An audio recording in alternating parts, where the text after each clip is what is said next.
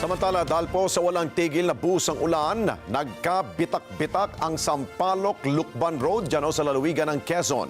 Nagbabala ngayon ang otoridad sa mga nakatira malapit sa ilog dahil sa posibleng paglambot ng lupa at posibleng magkaroon ng pagguho ng lupa o landslide dahil po yan sa mga pag-ulan.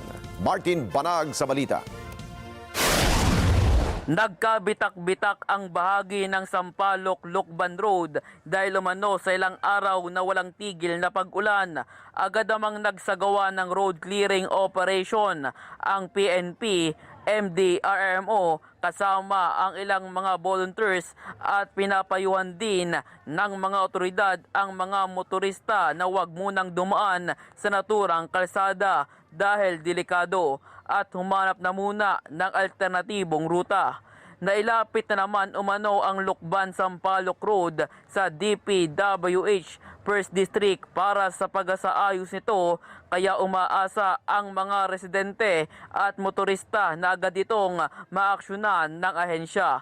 Samantala, nakaranas na mga pagbaha sa iba't ibang mga bayan sa probinsya ng Quezon, sa mga bayan ng Tagkawayan, Mauban, Atimonan, Lopez, Gumaca, Perez na halos buong kalsada ay nagsimistulang swimming pool at pumasok din ang tubig baha sa mga kabahayan.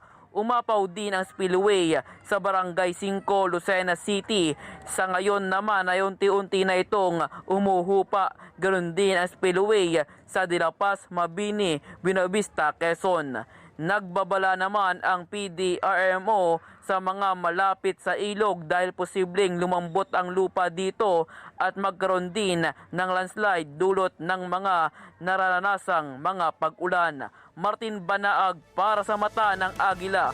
Matatag, matapang, matapat. Maraming salamat sa inyo pong pagsubaybay sa Mata ng Agila Primetime.